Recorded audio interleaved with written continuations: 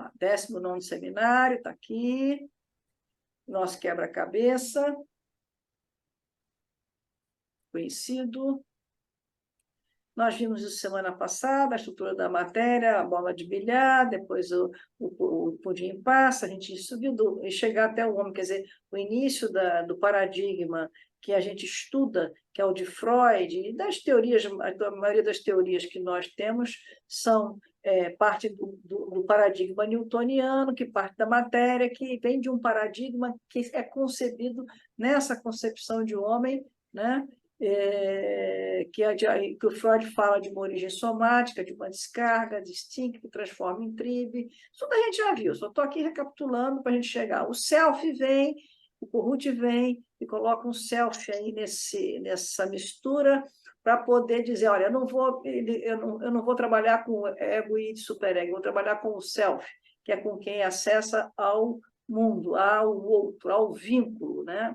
À relação.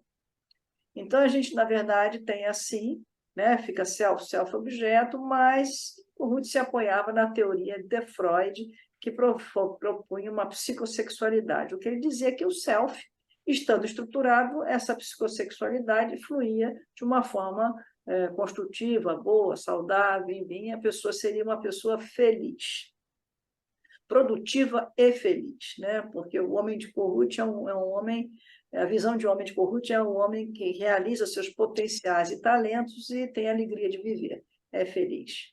Esse é o ideal de homem de Corrute, né?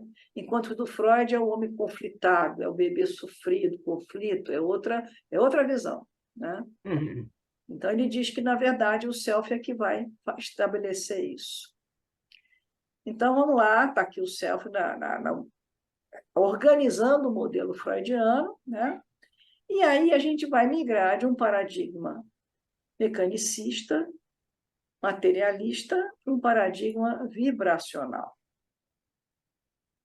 É isso que nós vamos fazer.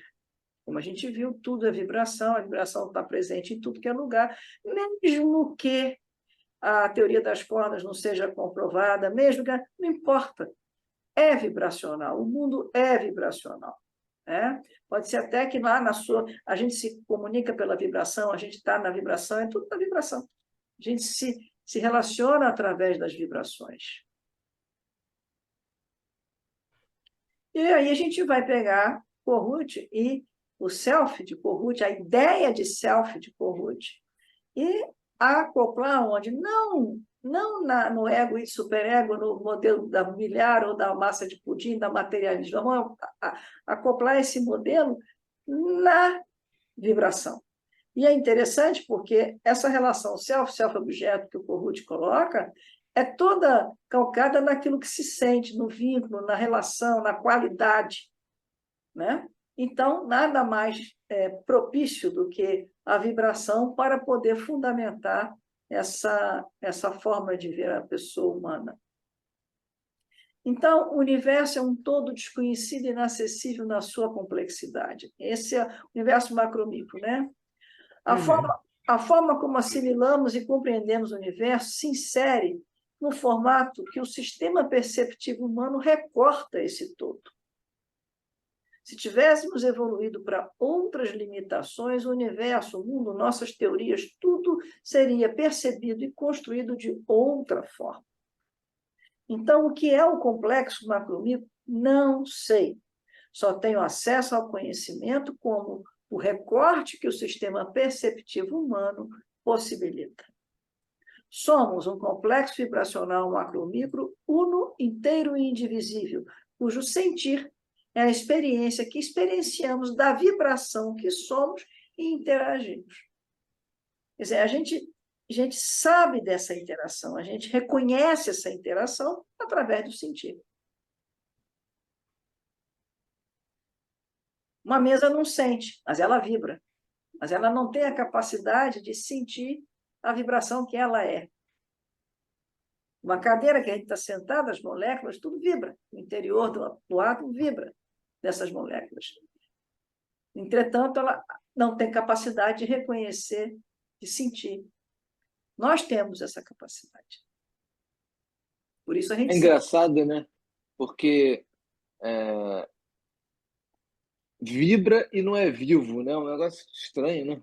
Vibra, não é vivo, exatamente. Vibra, mas não é vivo. Não tem o sistema nervoso, não é? O inorgânico. Não tem a ver com isso. Tem a ver, uma ameba não tem sistema nervoso e é viva, né? As Uma plantas, bactéria, uma coisa assim. É verdade, as verdade. plantas sentem e não têm sistema nervoso. Mas é Mas ela tem engraçado que... sistema nervoso, a ameba? Não, Não? Não, não. sistema nervoso não. A bactéria não tem sistema nervoso. E é vivo. A planta, a plantinha. Agora a questão é, nem tudo que vibra é vivo, né? Não. Mas a planta é viva. Não, é vivo, a ameba é viva, se ela mexe. Ela sente também. Ela sente quer dizer, que nem tudo vibra. Não existe na natureza nada que não vibre. Por isso eu posso entrar no universo vibracional. Tudo vibra. Agora, a percepção dessa vibração, o reconhecimento dessa vibração é que é outra conversa. Nós temos essa capacidade. Uma cadeira, não. E essa ideia de material que a gente está vendo é uma ilusão. O mundo não é assim. Isso é um recorte que, como a gente... Vocês se lembram daquele trecho que eu mostrei um tempo atrás, aí, num desses seminários, até foi muito bem explicado no Ponto de Mutação, aquele filme, ela mostra. Que é maravilhoso. Ela mostra que o que você tem é a interconexão, são as relações. É isso que a gente tem. Podia até ter pego para a semana que vem, eu vou pegar de novo aquele trecho, que eu acho que vale a pena. Bom, então, nesse sistema vibracional, nós começamos a ter organizações desse sistema, né, como se eles aglutinassem de alguma maneira, enfim. Eu botei colorido assim, que são as diversas coisas que existem. Né? Como a gente estava falando, tudo é vibração, mas cada um tem sua forma de ser, existir e vibrar. Né? E aí você começa a ter sistemas, né? Sistemas. Isso aqui eu tirei, isso aqui já é entrando no meu livro, Entre o Mistério e a Ignorância e a Divindade da Psique Humana. Já entra, vamos começar a entrar lá e na ciência da complexidade. E dentro de cada sistema, cada núcleo desse, cada cor dessa, você vê aqui, eu já botei umas bolinhas menores, é como se fosse, um exemplo que eu dou, é como se fosse aglutinando, isso é uma metáfora, né? Porque a gente, né, vai assim. O universo todo é assim. O universo é um sistema. O universo é um sistema. Eu até trouxe um vídeo aqui do universo, da formação do sistema solar, eu vou mostrar a vocês, só para a gente ver que realmente é muito... A gente realmente não sabe quase nada da vida. Verdade. Vamos viajar para fora da nossa galáxia.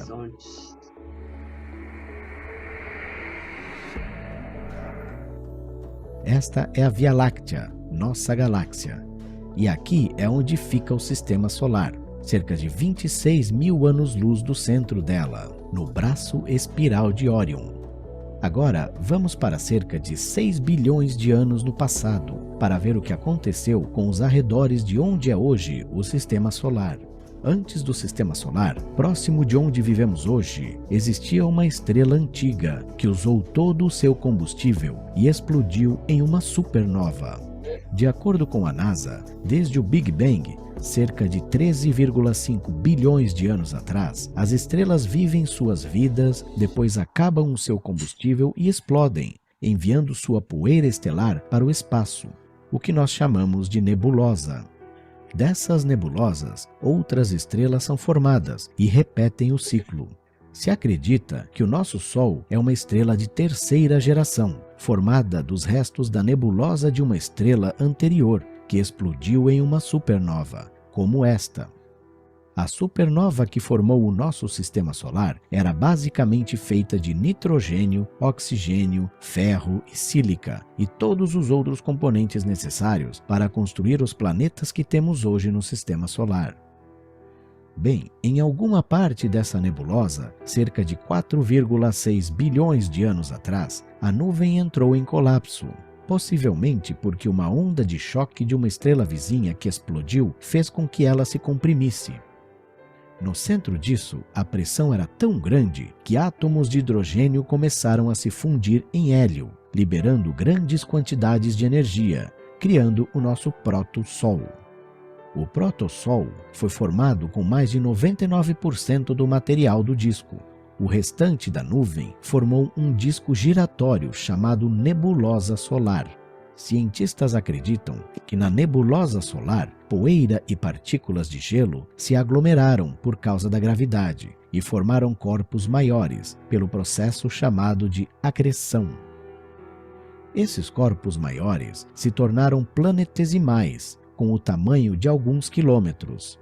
Perto do centro, na parte mais quente da nebulosa solar, os planetesimais eram feitos majoritariamente por silicatos e metais. Perto do Sol era muito quente para voláteis leves, como água e amônia, condensarem, e eles eram empurrados para longe do centro, uma área mais fria.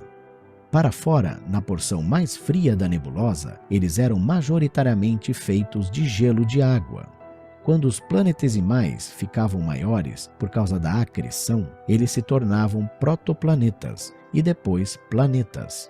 Então, quando o protossol recebeu tanto hidrogênio da nebulosa que fundia em hélio, a fusão nuclear começou. O protossol se acendeu, tornando-se o nosso Sol.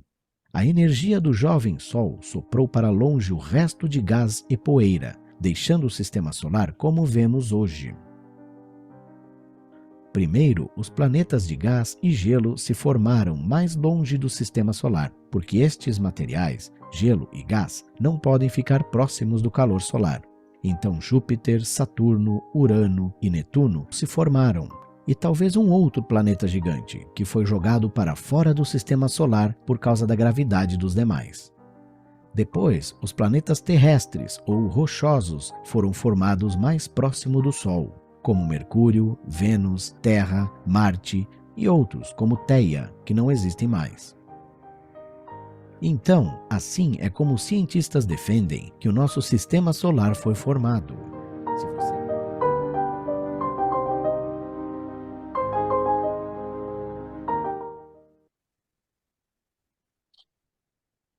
É impressionante, é um sistema. É um sistema. E um vai transformando, vai vendendo, vai. E tudo se influencia. O que está acontecendo influencia aqui, que influencia um sistema vibracional, que vai por vibrações, vai por... Enfim. Esse vídeo, na verdade, eu incluí para mostrar como é que a gente entender que está tudo interligado, está tudo... Não tem como. E é um processo de transformação. A gente fica olhando assim, quando fala bilhões e bilhões de gente, pensa, puxa vida, eu só tenho 66 anos. Ah, meu Deus. Então, esse... Dá um certo medinho, né? Mas a gente se sente tão minúsculo, né? Acho que nem... É como se a gente não fosse nada. A gente vê que é uma questão de referência, né? O que se a gente falou em bactéria antes, o mundo das bactérias, para ela, se ela pudesse pensar, nós seríamos que tamanho? É uma referência, né? E esse é o exemplo que eu dou no meu livro, quer dizer, um universo vibracional que vai tendo recorte, que vai produzindo recorte, que vai até chegar a gente. Eu pego como exemplo uma metáfora, naturalmente, isso é metáfora, né? O copo de água com gelo. O gelo é água, só que num outro estado, né? Está mais coisa, como o vapor é água. Enfim, é como se a gente fosse essa totalidade do universo, né? Do mesmos ingredientes, só que de uma outra forma, num outro recorte.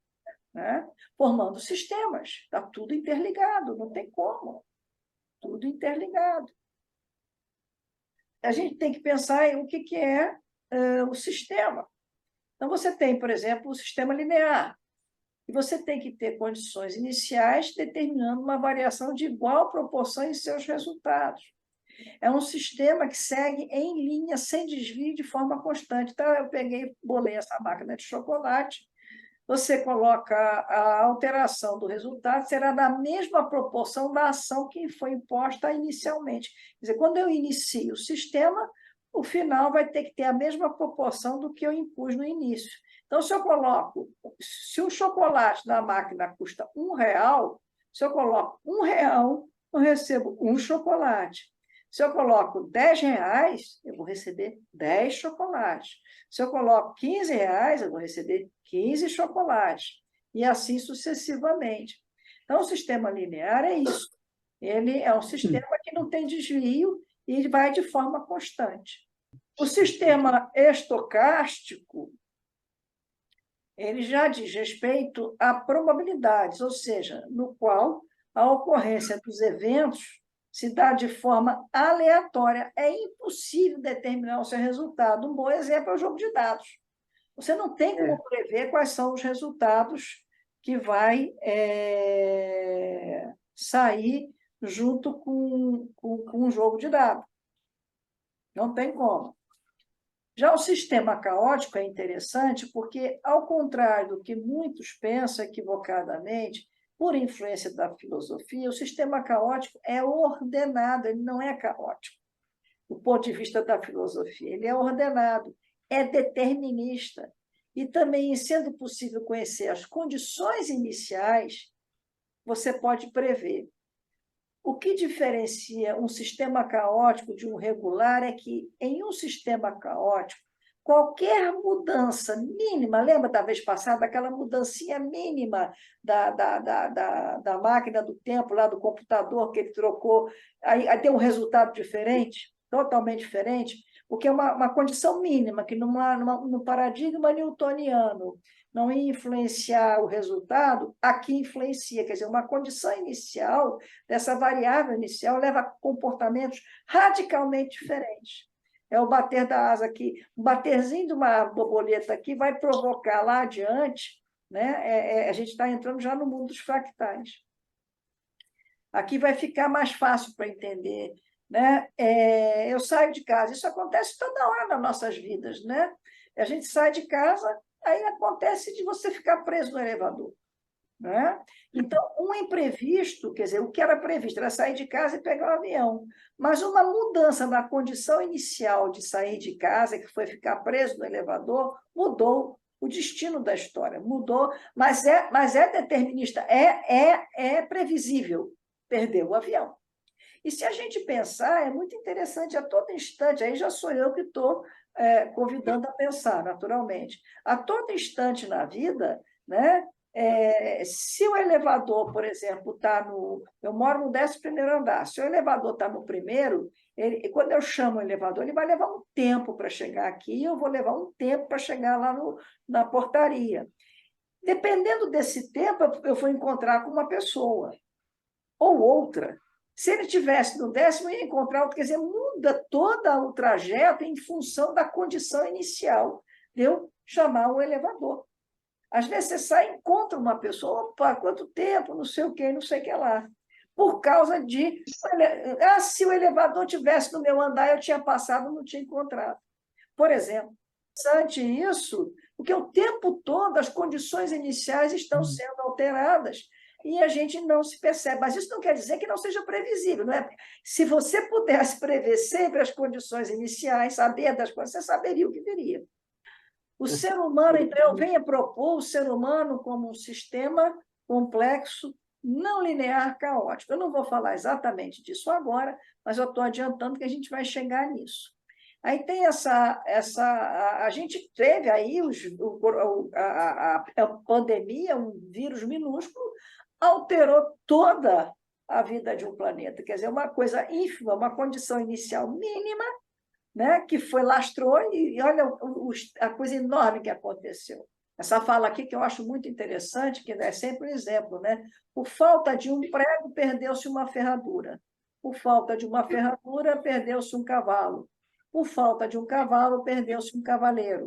Por falta de um cavaleiro, perdeu-se a batalha. E assim um reino foi perdido. Tudo por falta de um prego. Quer dizer, as condições mínimas alteram o resultado. Então, voltando ao nosso sistema, está aqui o nosso sistema.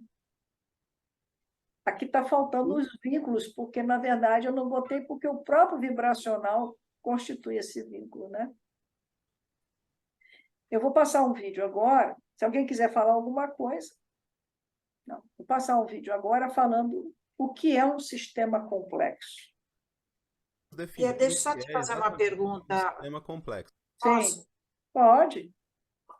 Você falou em condição mínima, perde-se um resultado? A condição inicial mínima, um prego fez o cara perder o reino naquela... por falta de um prego. Desencadeou, né? Olha aqui. Mas quando ela está deixando a outra. Por falta de um prego, perdeu-se uma ferradura. Por falta de uma ferradura, perdeu-se um cavalo. Por falta de um cavalo, perdeu-se um cavaleiro. Por falta de um cavaleiro, perdeu-se uma batalha.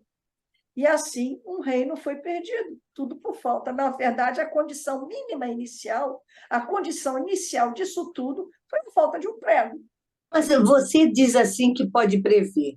Tudo bem, eu acho até que se você soubesse de todas as implicações que tivesse, ou de todas as condições que tivesse, mas isso é impossível, você não vai saber. Você não vai, por exemplo, do elevador. Você poderia medir em 1 minuto, se no primeiro segundo você fosse, se no segundo segundo você fosse, no terceiro... Entendeu o que eu estou falando? Mas, Olindalva, deixa eu te dizer uma coisa. Aqui impossível. Aqui é impossível. Aqui você não consegue. Aqui, mesmo que você tivesse condições, você não consegue. Esse é outro sistema. Aquele, se você puder prever a condição inicial, você prevê o adiante. Aqui, não. Aqui não adianta. Não adianta. Tá? Tá, é por isso que esse é um Agora, eu estou aplicando isso no dia a dia da vida. Isso não é o caso, eles aplicam isso em outras condições, né? Em sistemas de outras condições. Mas se a gente... E esse, por exemplo, que você pode prever é linear. Sistema Não linear. não linear caótico. Mas o caótico não é o caos, ele é ordenado. Entendi. Ordenado por conta disso, que se puder prever, você consegue. Isso. Ordenar. Na hora que eu entro no elevador, eu sei que se não houver uma mudança na condição inicial, só que nós estamos, se a gente pensar em termos de ser humano, que é o nosso objetivo. Toda vez muda. Não, toda vez muda, não. Nós estamos sempre na condição inicial. Pode não mudar. Eu posso entrar no elevador e me levar lá embaixo, mas ele pode parar no meio do caminho. É previsível. É verdade. É previsível. previsível. O agora é sempre inicial. É previsível que eu vou entrar, eu posso prever que eu vou entrar aqui no 11º andar e vou chegar no 1º andar, lá no térreo. Se não tiver mudança de nada. Se não tiver nenhuma mudança da condição inicial, a minha condição inicial foi entrar no elevador no 11º andar. E a condição final, vamos dizer, entre aspas, seria o térreo. Agora, no meio do caminho, pode haver uma mudança da condição inicial, pode haver um imprevisto, mudar, aí muda tudo. Aí é previsível que se o elevador parar, eu vou levar muito mais tempo para chegar no térreo e talvez nem chegue, eu seja retirada do elevador no 5º andar, onde ele parou, ou no 4º. Tá bom. Então, muito doido. Muito doido, Sistema, é o sistema complexo, vamos ver aqui, ó. Isso não é aplicado à psique humana exatamente. Eu estou aplicando. Isso é aplicado hoje em dia muito início. Vocês vão ver aí. A gente vai entrar agora nisso, justamente. A gente vai começar a entrar nisso.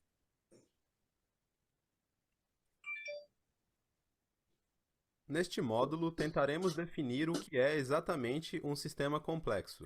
Antes de começar, devemos notar que não existe uma definição formal para o que um sistema complexo é.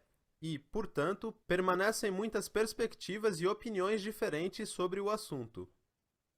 Em primeiro lugar, um sistema complexo é uma classe especial de sistema. Um sistema é simplesmente um conjunto de partes chamadas de elementos e um conjunto de conexões entre essas partes, chamadas de relações. Essas partes podem ser ordenadas ou desordenadas. Um sistema não ordenado é simplesmente um conjunto de coisas, porque não há estrutura específica ou ordem em que possamos descrever simplesmente listando um conjunto com todos os elementos e suas propriedades. Então, uma pilha de pedras no chão é um exemplo de um conjunto não ordenado, pois não há padrão ou ordem para o sistema, e apenas podemos descrevê-lo ao descrever as propriedades de cada elemento isoladamente, e depois adicionando todos eles, com todo o conjunto sendo nada mais do que a soma de suas partes individuais. Se, em contraste, através de relações, essas partes fossem ordenadas de uma forma específica, então elas poderiam funcionar juntas como um conjunto. E a partir dessas partes trabalhando juntas, obtemos o surgimento de um padrão global de organização que é capaz de funcionar como um todo coerente. Por exemplo, se todas as partes do nosso carro são organizadas de forma específica, então temos a funcionalidade global de um veículo de transporte. Ou, através do arranjo específico de bilhões de células e de diferentes órgãos especializados que compõem o nosso corpo, obtemos o surgimento de um sistema global que nos permite operar como um organismo inteiro. Então, esse é o modelo básico de um sistema, que consiste em elementos e relações, e que quando esses elementos funcionam em conjunto, obtemos o surgimento de um novo nível de organização. Agora, vamos começar adicionando a complexidade a isso. Provavelmente a única propriedade que está em todas as definições de um sistema complexo é que eles consistem de muitas partes, isto é, muitos elementos que interagem em vários níveis diferentes. Com os fenômenos emergentes que iremos discutir, um novo nível de sistema se desenvolve, e que então começa a interagir com outros sistemas em seu ambiente, resultando em novos padrões de organização e, mais uma vez, conseguimos o surgimento de outro nível de organização, e assim por diante. As pessoas formam grupos sociais que formam parte de uma sociedade mais ampla que, por sua vez, faz parte da humanidade.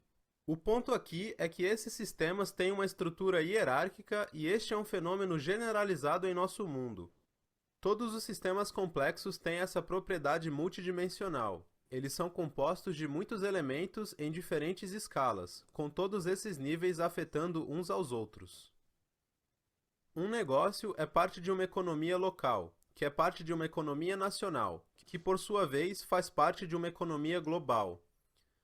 Cada um é interligado e interdependente com o outro e não podemos isolar completamente um comportamento ou reduzi-lo a apenas um nível, e esta é uma fonte primária da complexidade. E se você consegue se imaginar em um desses sistemas com todas essas partes interagindo em níveis diferentes, então você deveria ter um bom senso para o porquê eles são chamados de complexos. Em seguida, temos a não linearidade. Quase todas as definições bem formuladas para sistemas complexos envolvem o termo não linearidade. Este é um tema bem recorrente. A não linearidade, em seu sentido mais básico e intuitivo, descreve como entradas e saídas de um sistema não são proporcionais entre si.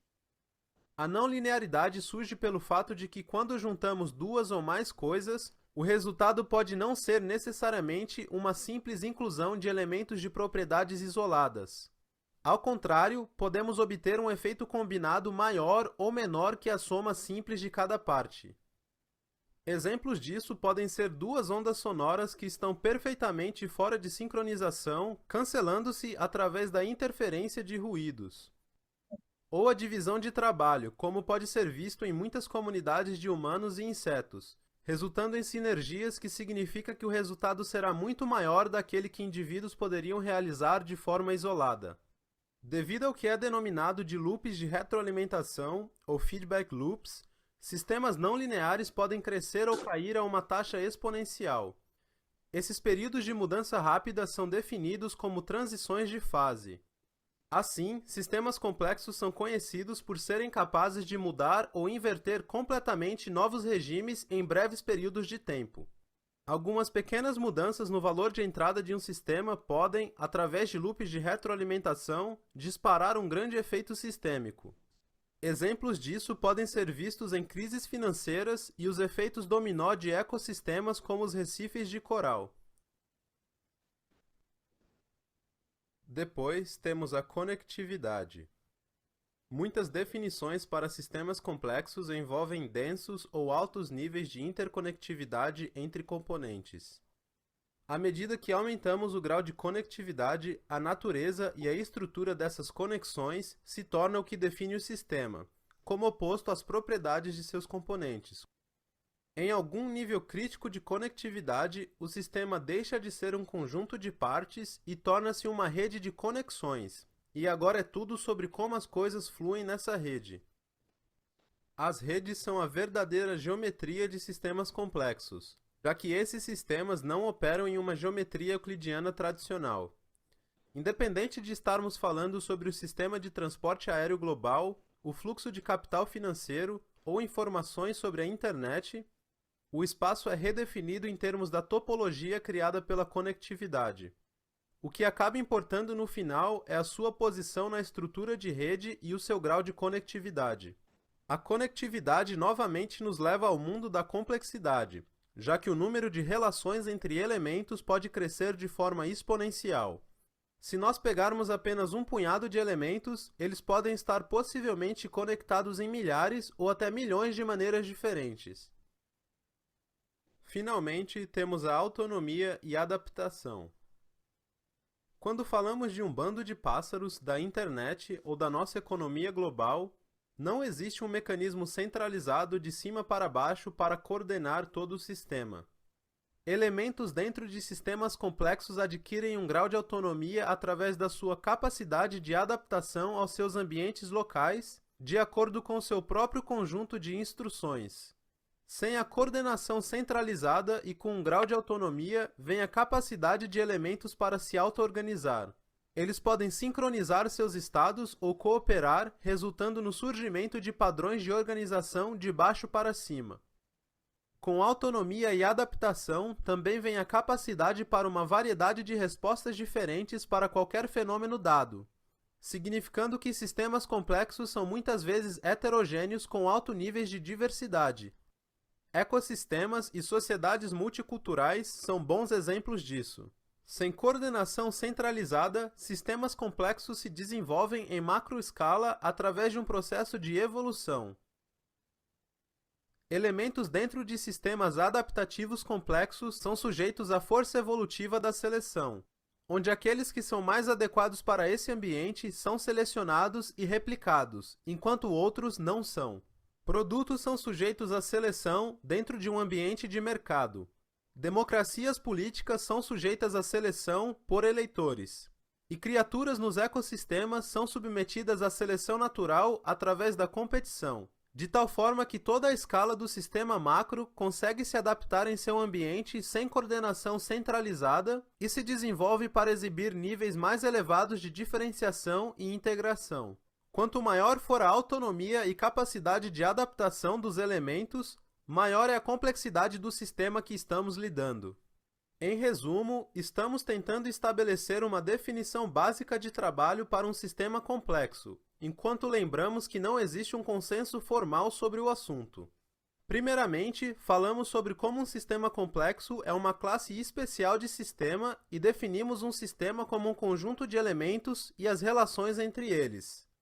Vimos como e quando essas partes são organizadas em uma ordem específica para que elas funcionem como uma totalidade e assim obtemos o chamado processo emergente, onde um novo nível de organização surge.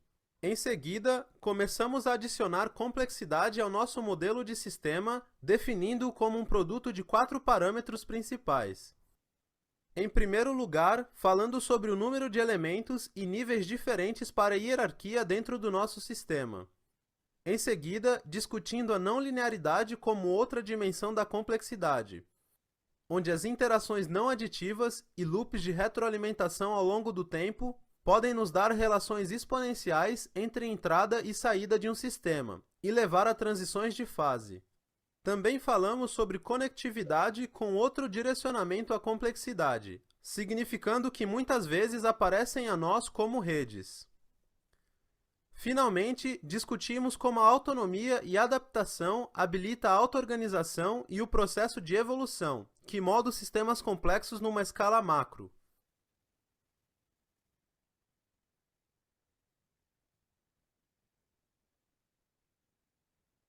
Quer dizer, o sistema complexo, isso aqui é um curso, né? Se for entrar, é um curso. Mas é a ideia, justamente, o que eu queria mostrar aí, que é o que nos interessa, é que a gente faz parte de um sistema complexo. A gente é um sistema complexo, né? Porque tem vários níveis, isso que ele propõe aí está tudo presente nas condições que a gente vive, na sociedade, no meio, no nosso eu, né? Na nossa pessoa, no nosso ser. Enfim, então, o sistema solar, no planetário, tudo, quer dizer, então são vários níveis, várias coisas, e o processo final de auto-organização que a gente acaba conseguindo fazer, né? Agora, para mergulhar nisso, realmente, isso aí era uma apresentação do que seria. É como ele fala mesmo, até há discussões sobre o que seria. Né? Então, a gente sabe que cada ser irá processar a natureza nos limites dos seus respectivos sistemas perceptivos. Eu sempre apresento, né, a redução das 11 dimensões a 3, o nosso sistema perceptivo faz isso. Mas mesmo quem? Matemática, eu sou adepta das várias dimensões, matematicamente é possível, mas mesmo aqueles que não são adeptos, é a forma como a gente dá, a arrumação, é o que nos faz a gente ver o mundo, perceber o mundo como a gente percebe. Alguém quer falar alguma coisa? Não. O que eu vou mostrar agora, alguns eu acho que já viram, é um cego. Se toda a humanidade fosse cega, provavelmente a gente estaria vivendo um mundo igualzinho, não igualzinho, que eu quero dizer, igualzinho, quer dizer, estaríamos indo de um lugar para o outro, estaríamos vivendo, estaríamos fazendo tudo, se não existisse o sentido da visão. Né? Assim como há sentidos que nós não temos, e a gente vive. E se tiver amanhã evoluindo para outros sentidos que hoje nós não temos, serão seres com uma outra configuração de mundo diferente das nossas. Esse vídeo aqui é muito bom para mostrar isso, quer ver? Eu sei que o Juan é completamente cego de nascença, mas ele tem mesmo um superpoder. Ele me desafia a um passeio com ele pela vizinhança.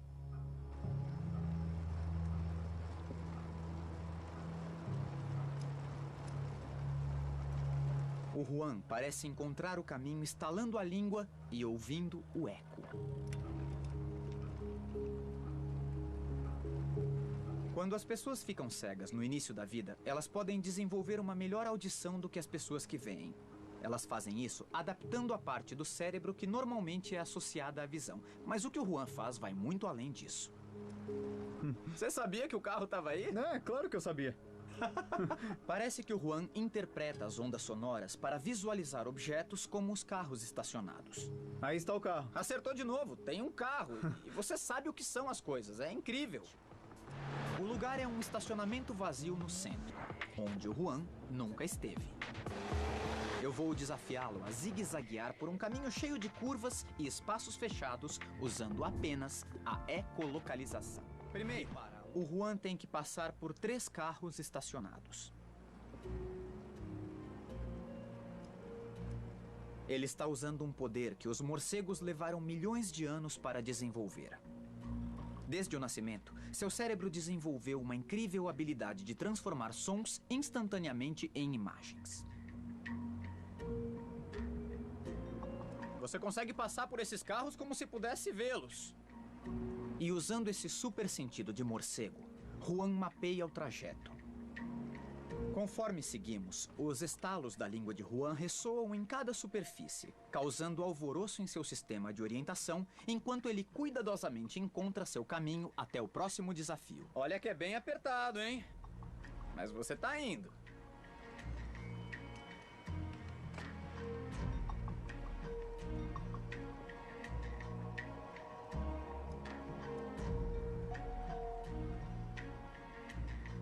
Eu não acredito que você passou entre esses dois carros. Incrivelmente, Juan se esquivou dos obstáculos que eu pus para ele e encontrou seu caminho no estacionamento usando apenas a ecolocalização. Lucas consegue ver, mesmo sendo cego. Os estalos refletem nos objetos e o eco ajuda o menino a descobrir onde estão as coisas. Com a técnica, ele é capaz de jogar basquete, seu esporte preferido. Ele também consegue andar sem ajuda e até mesmo dizer de que materiais são feitos os objetos. Aqui, a mãe dele pergunta e Lucas responde corretamente que o objeto à sua frente é um poste pequeno e que é feito de madeira. Good boy. Right, let's keep going. Right, good boy. A técnica especial deixou Lucas bastante independente. Ele vai a uma escola comum e nunca precisará da ajuda de um cão-guia. O moleque deve estar grande já, né? Seria interessante saber, né?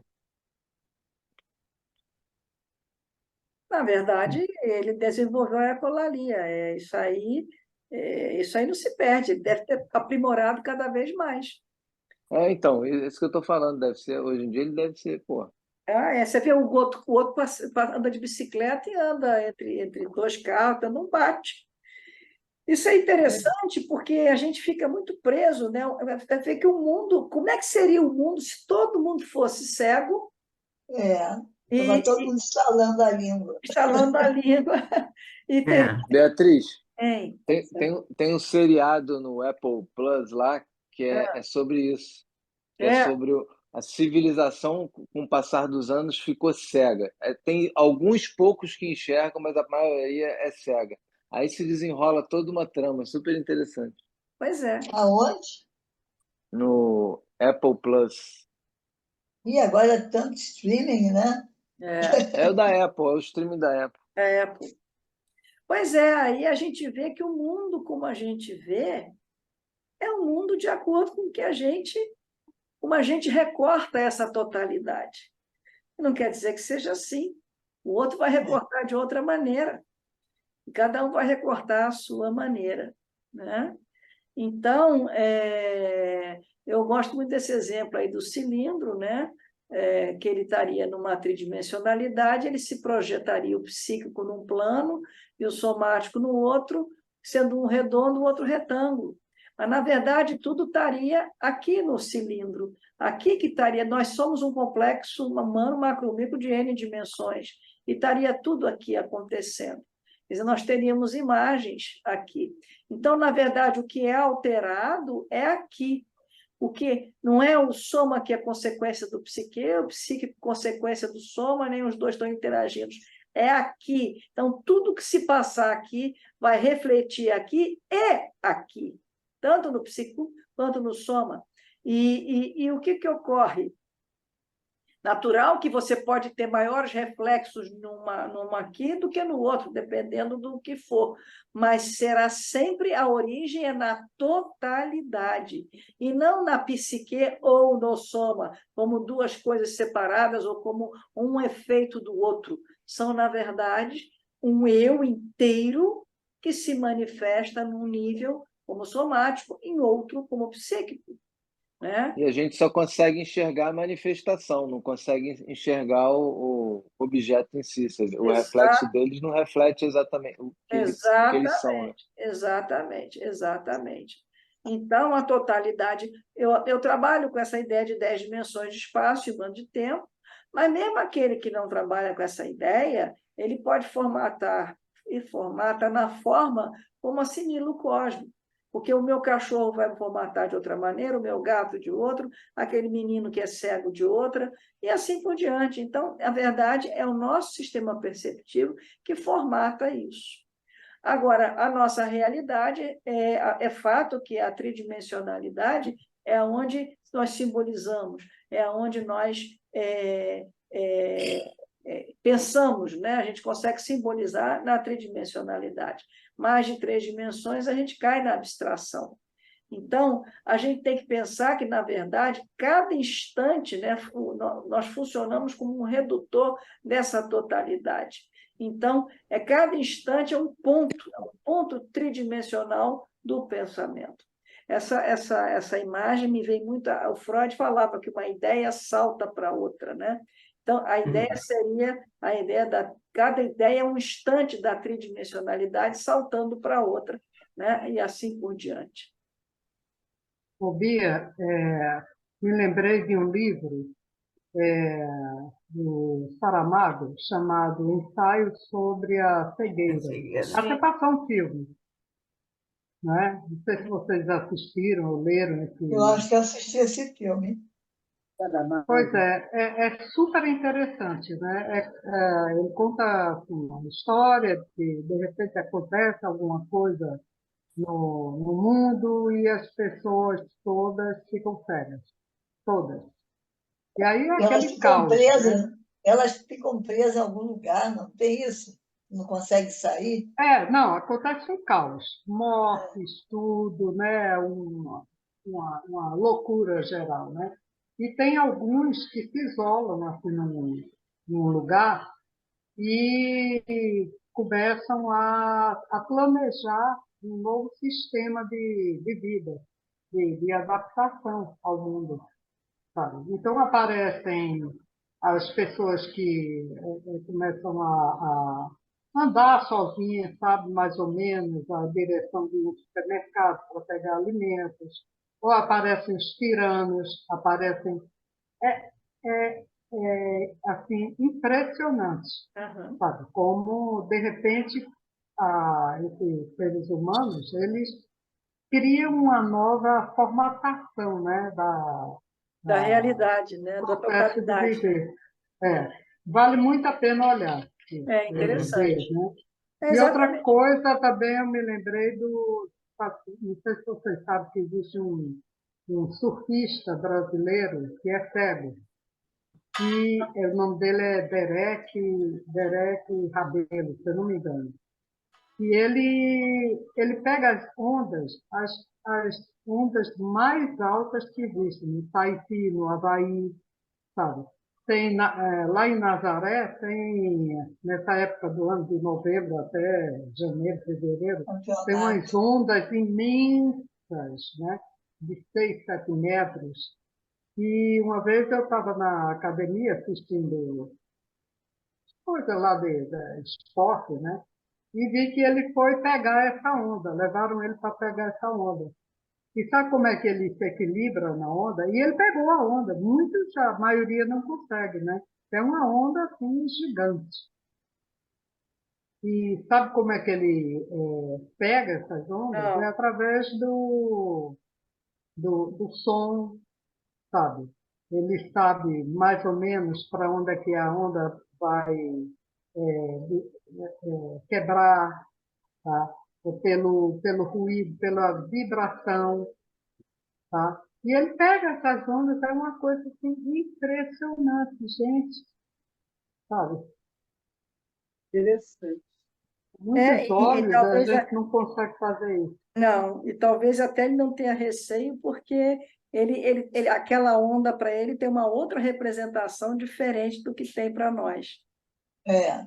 Ele não tem o sentido do visual, então o proprioceptivo, que é o sistema vestibular dele, que é o ligado ao equilíbrio, e é o instantâneo, que é ligado pelo olhar, que você dá o sentido através desse olhar, ele não tem, então ele não tem medos. Medos para ele, do equilíbrio dele estar ou dele não estar, sem a visão, deixa ele sem esse medo que a gente tem, entendeu?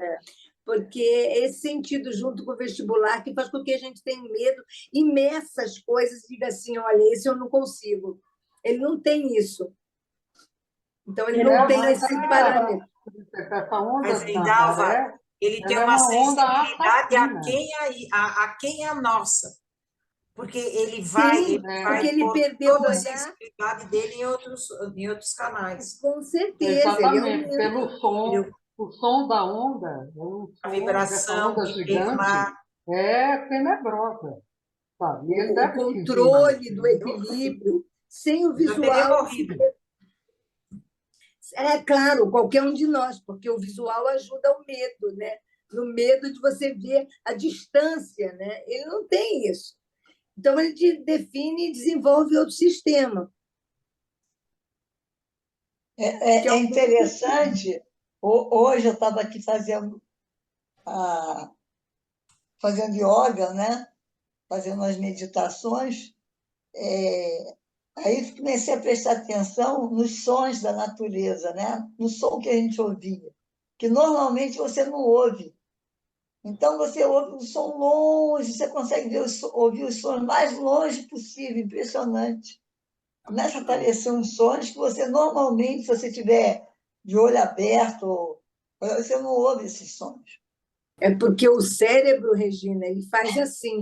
Eu sou seletivo com os sons. Se eu estou conversando, se eu estou no outro, eu fico mais seleto e pego aquele som que é mais importante para mim naquele momento. Mas então, a visão, mas eu estava de olho fechado. Então, a visão... Pois é, ela é muito forte, entendeu? A visão é um sistema que a gente... Ele chega muito mais rápido, a visão. Por isso a gente usa bem mais ele. Desenvolvimento da pele, a audição. A audição, você termina a função dela lá por volta de 7 anos. A visão não. A visão com 1, 2, 3 anos, você já está com ela quase que completa. Aí o tátil ainda leva um bocado de tempo, o som também. A visão é aquela que acompanha a gente, é um dos mais fortes de todos os nossos sistemas. Ela e o vestibular, que te dá o equilíbrio. No meu outro livro, Eu Sensível, eu mostro pessoas sinestésicas. Eu até fui pegar lá ele para ver. São pessoas que, por exemplo, quando escutam uma música, sentem um cheiro. Ou quando escutam um som, Kandinsky. É uma lembrança. E a cor. O cheiro leva a gente a uma lembrança também. Ele vê a cor. E aí, então, é como se os sentidos estivessem misturados, eles não estão tão individualizados. Então, a pessoa é muito doido isso, porque você vê uma cor e escuta um som. Ao invés de ver a cor, você escuta o som, ou os dois, né? Mas Bia, eu acho que todos nós temos um pouco disso. Não, só... totalmente, mas, por exemplo, você escuta uma música, você não, Marisa, não lembra a sua lembrança. Não é lembrança. Não é lembrança. Você pode sentir um cheiro. Não é lembrança, é ver, é sentir. Ela ativa. Mas você quer ver uma coisa bem comum, Beatriz? Dizem que as crianças até 6 meses mas depois perde isso. Não é lembrança, é sentir mesmo, como se tivesse ouvido. Sentir. Você quer ver? O paladar está muito próximo do cheiro. Às vezes você sente o cheiro de um tipo de comida e se você põe ele já começa você já ficar com fome. Você percebe. Não, e você percebe também. E se você muda a cor de determinados paladar, você pode botar na boca e você vai vir a memória. É um ativador de sentido. Olha aqui, no meu livro Eu Sensível, põe assim, quer ver? Aí a citação, inclusive, Richard Feynman, o físico americano, ganhador do Nobel de 1965, dizia ver letras e números coloridos. Enquanto dava aulas, ele via a letra X marrom escura flutuando no ar. E via! Não era alucinante, ele via. O Kandinsky, tudo indica que o pintor russo misturava 4 sentidos, visão, audição, olfato e tato. Chegava até a cantar os tons de cores que pretendia usar na paleta. Por isso que tem toda uma magia na internet da pintura dele com a música, né? Ed Van Halen, guitarrista americano, fundador da banda Van Halen, usou o dom de ver notas musicais coloridas para criar a nota marrom, usada em discos da banda. E Vladimir Nabokov, quando criança, o autor russo reclamava que as cores de seu alfabeto de madeira estavam erradas. Criou vários personagens sinestésicos, e assim vai. Agora, dizem que bebê até 8 meses de idade seriam... e adultos e mais circuntriângulos confunde, tem essa mistura. Enfim, é uma situação que, imagina que se nós todos tivéssemos isso, o mundo seria outro também. Se eu estivesse falando com vocês aqui, vendo o que eu falo colorido, aparecesse cores na minha frente, o mundo seria outro. Ou cheiros, né? Com cheiros, com sons, porque não... é isso. Seria uma loucura, isso é um problema, né? Até para você viver num mundo onde tudo é feito para cada. Porque o nosso para mundo você escolher né? Mas aí até é o que passam os cegos, os deficientes visuais, os surdos, porque o mundo não é feito para quem não tem os 5 sentidos, né? O mundo é feito para quem tem a visão, tá? Quem não tem está dançando na história, né? O mundo não é feito nem para canhoto. É verdade. Bom, vamos lá. Eu vivi uma experiência com o meu gato, Gandhi. Eu cheguei em casa um dia, ele estava doente. Então, aí mudou aquela coisa, né? Como é que muda? Era para ser uma noite tranquila, ia lanchar, de repente mudou tudo. Tive que correr para chamar veterinário, mudou tudo. Quer dizer, uma condição inicial mudou tudo. E o veterinário foi, e ele ia em casa, chegou lá, meu gato estava com um problema neurológico, e ele disse, mandou comprar lá um remédio, enfim, eu fui na farmácia correndo, ele ficou lá com o meu gato, enfim, não vou pular esse detalhe. E ele disse o seguinte, olha, eu medicou o gato e disse, vamos apagar as luzes, arranjar um cantinho para ele ficar acolhido e tal, porque ele dormia comigo na cama, mas ele estava tonto, ele estava, enfim. E ele disse, se ele passar de hoje à noite, ele vai ficar bem. E foi embora. Aí eu acabei pegando no sono, e quando foi, sei lá que horas eram, umas 3 horas da manhã, eu acordei.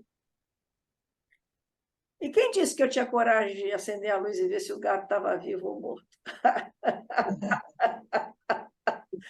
Aí eu comecei a pensar, isso também está no meu livro, Entre o Mistério e a Ignorância Desvendada da Psique Humana.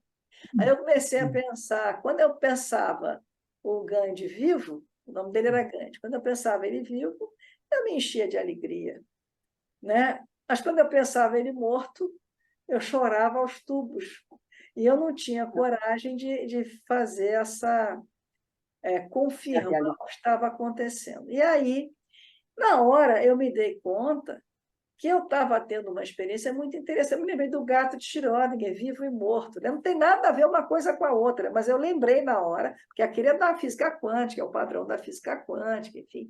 Mas eu me lembrei do gato de Schrödinger. Eu disse, gente, meu gato, na minha mente, na minha psique, ele, nesse momento, ele está vivo e morto simultaneamente. Quando eu defino, através do pensamento, ele vivo, eu sinto alegria. Quando eu defino, através do pensamento, ele morto, eu choro, fico triste. E quando ele fica superposto, eu fico meio que em um estado assim de planeando, não encontro uma definição, eu fico meio que anestesiada. E aí eu fiquei pensando, como é que o meu... E aí eu me dei conta que como é que ele poderia estar de forma superposta em minha realidade psíquica, vivo e morto? Como é que se daria esse processo? Eu fiquei com essa experiência escrita, isso foi mais ou menos em 2001, eu fiquei com essa experiência escrita até encontrar uma resposta para isso, até agora, quando eu escrevi Entre o Mistério e a Ignorância, até 2020. Foram quase 19 anos para encontrar algo que me desse condições de minimamente tentar descrever esse fenômeno. E assim vamos seguindo, né? Vamos entrar na geometria fractal. A gente simplifica tudo na vida, né? A gente, se for medir a distância de 1 a 2, a gente vai pegar uma linha reta. Mas, no entanto, é cheio de nuances, é infinito. Se a gente for pegar todos os detalhes, a gente não vai acabar nunca essa medição. Porque é um milímetro, milímetro, milímetro. A gente chega uma hora que a gente simplifica para facilitar. Então, à primeira vista, parece absurdo tentar construir uma linha de dimensão 3,5 ou uma superfície de 2,74. Objetos estes, entretanto, podem ser concebidos matematicamente e até têm um nome, fractais. Porque a gente está muito na geometria euclidiana, uma dimensão, 2 dimensões, 3 dimensões, o volume. Mas, e entre essas dimensões? Tem essas que a gente simplifica a natureza. E, na verdade, a natureza não é... O raio não viaja em uma linha reta, as nuvens não são esferas, continentes não são círculos, montanhas não são cones, né? Sobre dimensões inteiras, o matemático Benoit Mandelbrot alerta para como pensamos a natureza.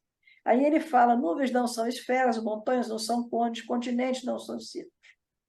A gente simplifica tudo dentro da geometria euclidiana. A gente olha uma praia e diz, a praia é plana, a praia não é. Se a gente for olhar os detalhes, isso é uma simplificação, porque cada grãozinho de areia aqui, para começar, que eles são redondos, são esféricos, e assim vai, é um amontoado, e vai. No final do século XIX, a matemática descobriu, os matemáticos descobriram um fenômeno que eles chamaram de monstros matemáticos. Eram imagens bizarras, formadas por números, que para os matemáticos do século XIX não tinham significado, e muito menos em nada representavam a natureza, porque a matemática ela tenta representar, né, através da fala, da linguagem matemática, o que acontece na natureza. E aquilo era concebido assim, como o que é isso? Né?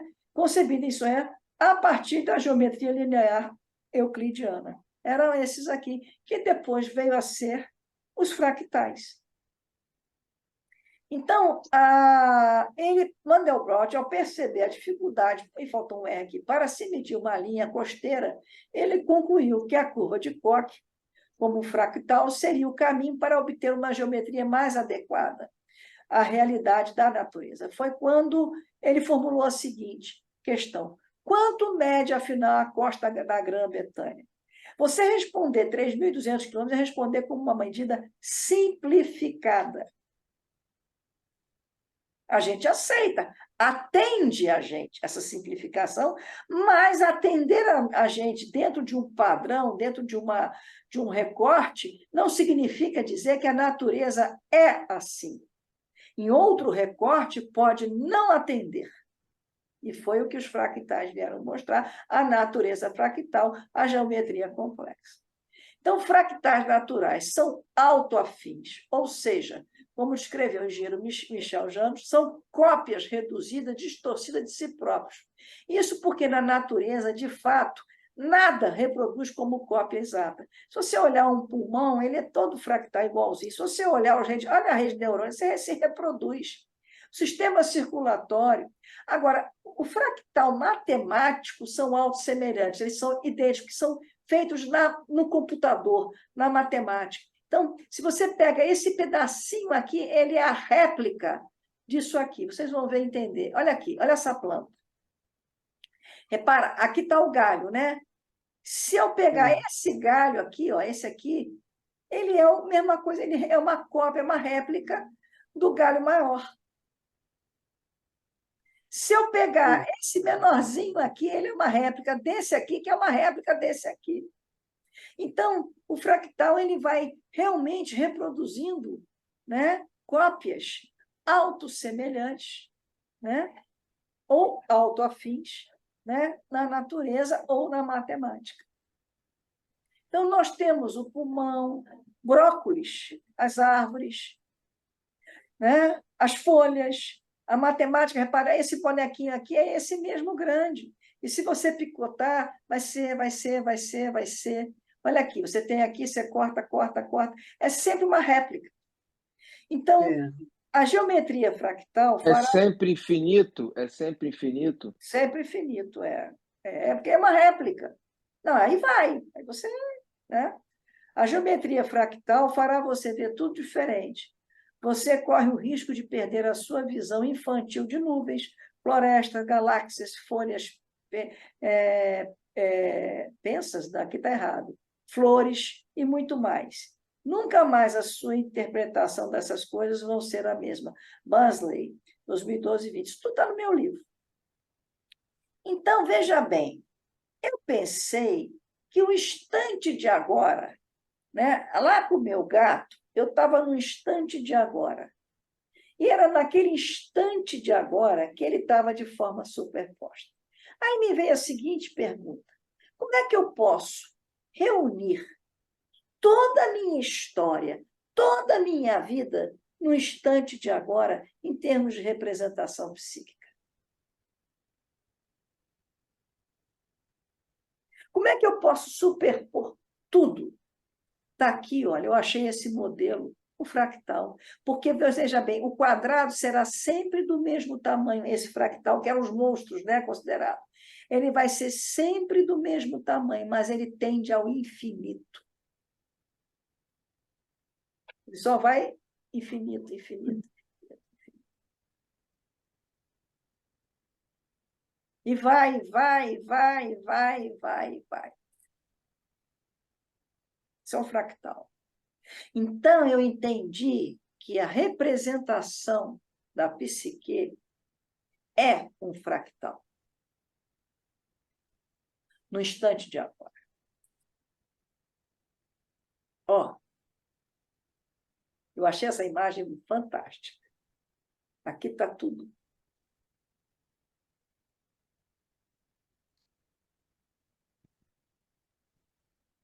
Então, o meu gato podia estar vivo e morto enquanto eu não definisse, no instante de agora. Eu agora aqui com vocês, nós podemos puxar em qualquer... Nesse agora está toda a nossa história, toda a nossa vida, tudo.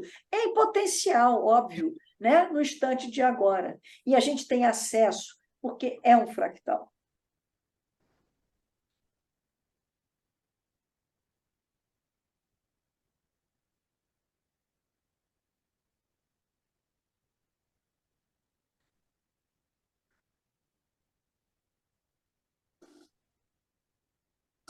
Mas eu achei na internet, eu achei tão fantástica, ela representa tudo, é tudo vindo, né?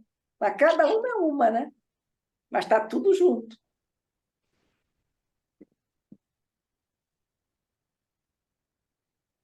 Interessante. Ficou claro? A ideia hoje justamente era apresentar isso em nível de representação, que as representações, a psique funciona dentro do padrão fractal. Uhum. E a representação psíquica se dá nesse padrão.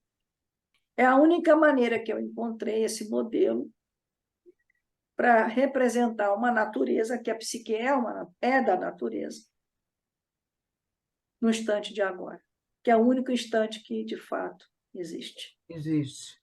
E está toda a nossa história aqui, nesse lugar.